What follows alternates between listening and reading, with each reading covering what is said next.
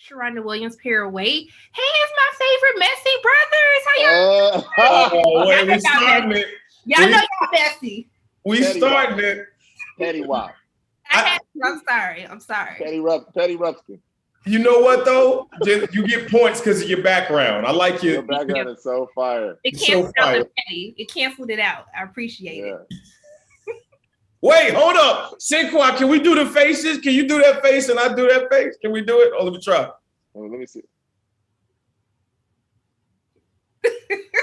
There we go. All right. Hope you screenshotted it and get it on NFT. Get some money. Got you.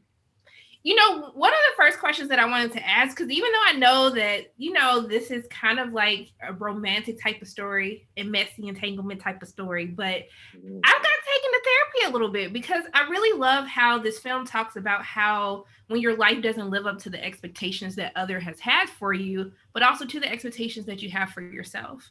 And I wanted to ask the both of you, how do you really balance that, either personally or professionally, when things don't turn out like you thought it would? Oh, that's, you know what? I'm going to have to pull up something that I wrote down really quickly because it's all about managing expectations.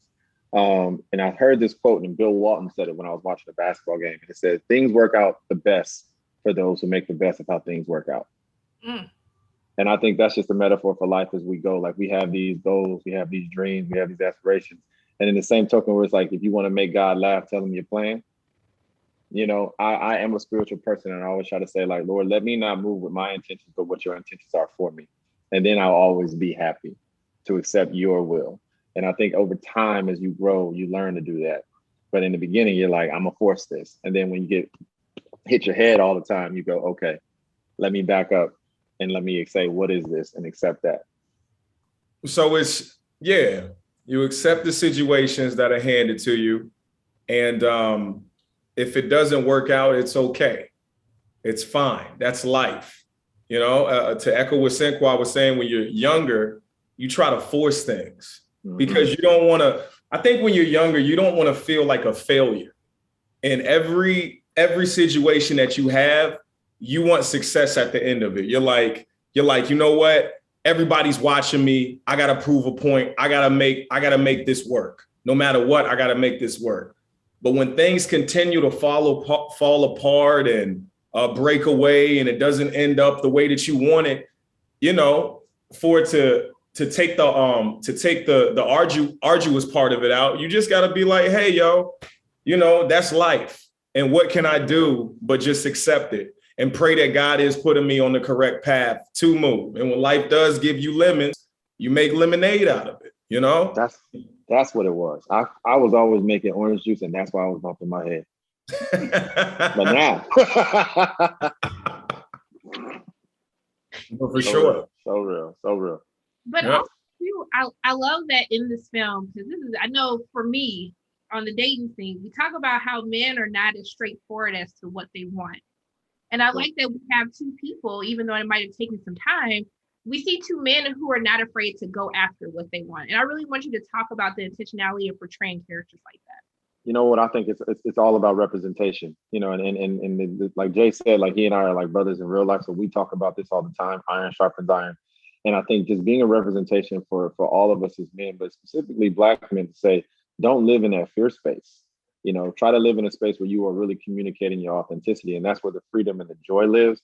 But I think sometimes society will place us in a space where we can't communicate love or happiness or joy. And we have to be so guarded and we have to be so contained. But to represent these characters that live with more freedom, you only want to inspire the generations of our own peers, but also that come up after us to say, live with freedom. And that's where the joy is. Yes. And I think when you are, you're getting a role or something, you want to see something different in the role. You don't want it to be the same cliche thing. And you do want to be a good representation and show people that there are other ways. You know what I mean? So whereas people are used to a lot of guys ghosting, not being concrete on whatever's happening, our two characters, you can see it. Like you're saying, by the end of it, Jason makes a decision. Caleb makes a decision. Everybody makes a decision. At the end, it works out and it helps everything. It's just like it's kind of synonymous to having a story about two black folks co-parenting and it being a cool situation. You know what I'm saying? It's like usually you see the turmoil. It's a tumultuous situation. It's drama. But if you see two people working together, manning up, being grown-ups and doing what's best for the outcome, which is the child, you know what I mean? It's different. So yes, we got a chance to show our characters making decisions and being like, yo, you don't have to be sneaky and sly. You can make a decision and it can be okay. Yeah. I appreciate the both of y'all. We started talk petty and then we got into a word. I just want to thank the both of you. And I'm sitting back with love and light. Thank you for the words of wisdom. I appreciate the both of you. I'm gonna put it back to petty because right now with you in the middle is now the love triangle is including you. That's a give me a try. I can't even do this today. Y'all can give me a try. Resort to Sharonda. I'm just saying. I see what you did there. Sharonda, that's a great Christina Milian impression. I just have to say it's spot on. It's spot on. That's a lot coming from both of you. Thank you so much. Without. Bye.